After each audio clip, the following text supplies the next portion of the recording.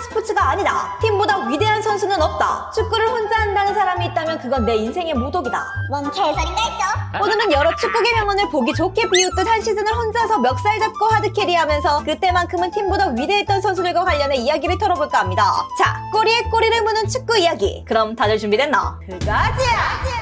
가장 먼저 알아볼 선수는 1314 시즌 레알의 크리스티아노 호날두입니다. 일단 당시 레알의 상황을 살펴보면 직전 시즌 스페르코파를 제외한 주요 대회 무관으로 경질된 무리뉴 이후 안첼로티가 부임한 첫 해였고 또 역사적인 BBC 트리오가 결성된 첫 해였는데요. 그리고 02년 9번째 챔스 우승 이후 한 번도 비결에 들어올리지 못하면서 팬들은 특히나 챔스에 대한 갈증이 상당했죠. 그렇게 시작된 1314 시즌 팬들의 갈증에 시원한 색백이라도 부어주듯 챔스 조별의 1차전부터 시원하게 해트트릭을 박아버리더니 강팀 약팀 가릴 것 없이 매경기 득점포를 가동. 바이언과의 4강 1차전을 제외하고는 모든 경기에서 득점을 기록하면서 압도적인 포스로 팀을 캐리했는데요. 그 결과 11경기 17골 5도움을 기록하며 챔스 단일 시즌 최다골 기록을 갈아치웠고 팀은 10번째 우승인 라데시마를 달성하게 됐죠. 그리고 해당 시즌 챔스와 더불어 코파델레이도 우승하면서 더블을 달성했고 리그에서도 30경기 31골 9도움이라는 대단한 스탯으로 득점왕을 먹었지만 아쉽게 팀이 3위에 그치면서 트래블에는 실패한 호날두. 사실 해당 시즌 챔스를 완전 하드캐리했음에도 호날두 하면 생각나는 클러치 장면이 별로 없어서 비교적 임팩트는 좀 덜하다고 느끼는 편인데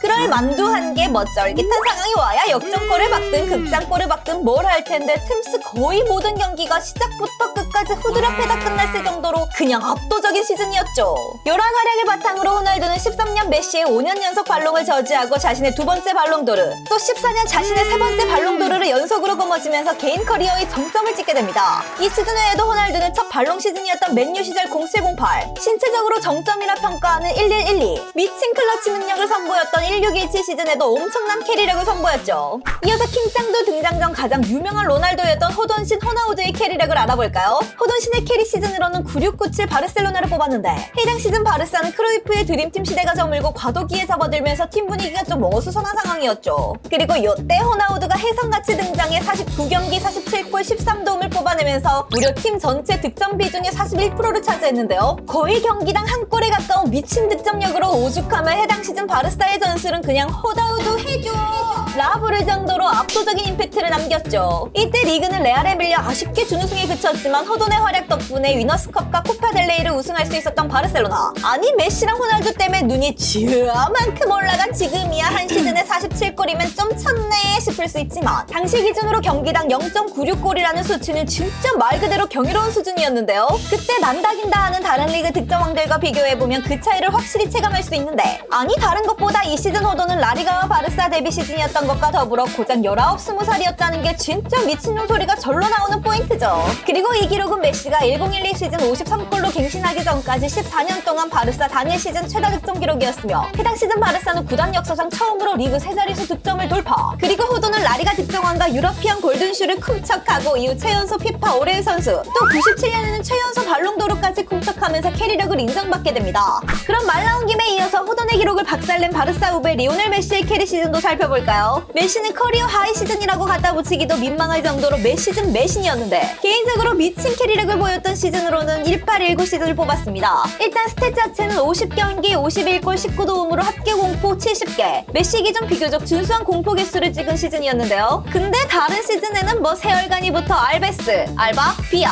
페드로, 수아레즈, 네이마르 등등 다른 동료들도 세계 최고의 기량을 선보였는데 이 시즌에는 짝꿍 수아레즈부터 마탱이가가 오락가락하며 미스터 빅 찬 스미스가 됐고 수천억 발라 데려온 쿠티뉴, 덴벨레는 사실상 호갱당한 걸 인증. 세월간이 해체 후 중원 장악력도 심각한 데다 수비 쪽과 키퍼까지 누구 하나 메시를 도와줄 만한 구석은 하나도 없었고 심지어 당시 감독 발베르데의 전술 또한 그저 메시 기도 메타 예에 불과한 진짜 말 그대로 독박 축구 그 자체였는데요. 그걸 증명하듯 당시 챔스 득점 2위가 무려 5, 문골씨였던 기록은 진짜 꾸레들의 표정을 꾸겨지게 만들었죠. 근데 이런 어려운 상황에서 또 메시는 캐리에 캐리를 거듭하며 트래블 코앞까지 팀을 이끌었지만 솔직히 말해 이때 바르사 선수들은 키패스 야무지게 쌈싸 떠먹여줘도 삼키질 못하면서 메시 혼자서는 역부족인 모습을 보였죠. 그 결과 챔스 4강에서 리버풀, 코파 결승에서 발렌시아에게 무릎을 꿇으며 바르셀로나는 리그 우승 하나에 만족하게 됐습니다. 그리고 이 시즌의 메시는 드리블부터 키패스, 찬스 메이킹, 마무리 등 스코어러와 플레이메이커까지 공격과 관련된 거의 모든 지표에서 최고치를 찍었으며 리그 팀 내 전체 득점 90골 중 49골에 관여하며 절반을 훨씬 상회하는 수치를 기록했고 라리가 득점왕과 도우마,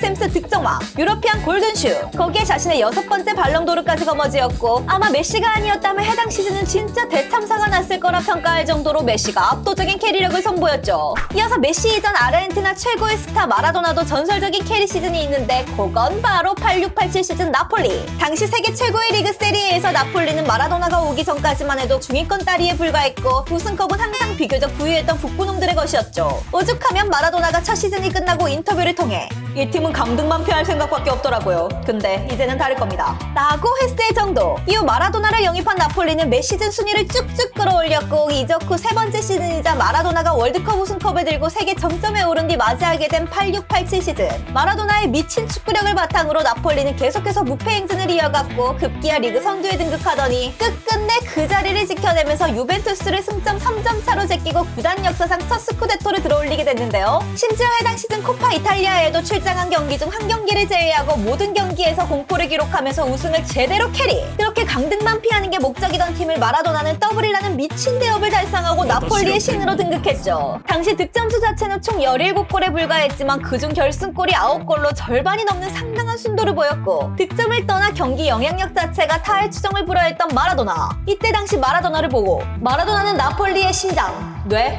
폐, 영혼이다 평할 정도였고 사실 축구를 떠나 맨날 이태리 북부에게 무시당하고 멸시당하던 남부 사람들에게 진짜 말 그대로 유쾌한 반란을 제대로 시전하면서 나폴리 시민들에게 엄청난 해방감과 자부심을 선사해줬죠. 자, 이어서 나폴리보다 더욱 하위 팀에서 원맨 캐리했던 선수도 있는데 그 선수는 바로 사우스햄튼의 맷 르티시에. 80년대 중반부터 시작해 2000년대 초반까지 르티시에가 뛰던 소트는 매년 깔딱깔딱하면서 아슬아슬하게 일부 리그 생존을 이어가고 있었는데요. 그리고 르티시에의 뛰어난 재능에 첼시, 블랙번 등 리그 레코드 금액을 제시했지만 르티시에는 아무따 소튼의 충성심을 발휘했고 그러다 93-94 시즌 소튼은 다른 시즌과 비교도 안 될 정도로 시즌 초반 두드려박았고 모두가 해당 시즌만큼은 소튼이 사실상 강등각이라 생각했죠. 그렇게 시즌 3분의 1쯤 지났을 무렵 당시 감독인 이안 브램풋은 르티시에를 명단에서 제외하는 초강수를 뒀는데요. 이에 당연히 팬들은 간판 스타의 명제 소식에 들고 일어났고 3경기 만에 다시 선발에 복귀한 르티시에.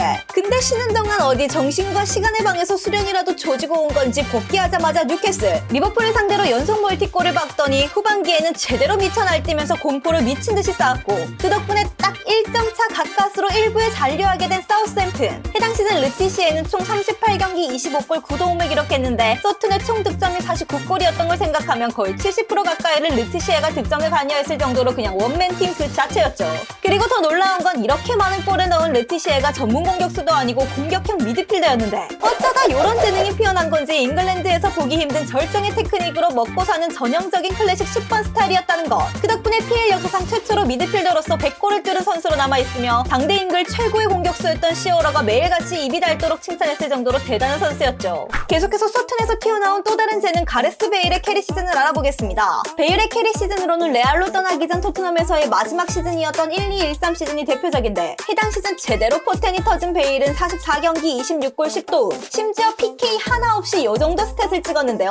더욱 대단한 건 골 순도인데 총 26골 중 결승골이 11골, 또 선제골 또한 11골. 맨유, 아스날, 리버풀, 인테르, 맨시티 등 강팀 약팀 가릴 것 없이 무자비하게 득점을 때려박았죠. 그 덕에 PL, FWA, PFA 올해의 선수에다 PFA 영플레이어까지 개인상을 싹 쓸어갔는데요. 이는 지금까지도 0607 호날두와 1213 베일만이 가진 대단한 기록으로 남아있죠. 이 정도로 베일이 캐리해줬으니 토트넘은 그 다음 시즌 당연히 챔스 정도는 나갔겠죠. 그럼 이제 중위권 팀을 멱살 잡고 챔스로 갖다 던져버린 선수 1011 우디네스의 안토니오 디 나탈레입니다. 당시 우디네스는 디 나탈레가 직전 시즌 29골을 받고 리그 득점왕을 먹었음에도 15위에 그칠 정도로 이탈리아에서 만년 중위권과 하위권을 맴도는 그런 팀이었는데요. 그리고 1012 시즌 시작 전 디 나탈레는 유벤투스의 러브콜을 단칼에 거절놓고 충성심을 발휘하면서 낭만까지 야무지게 챙기셨죠.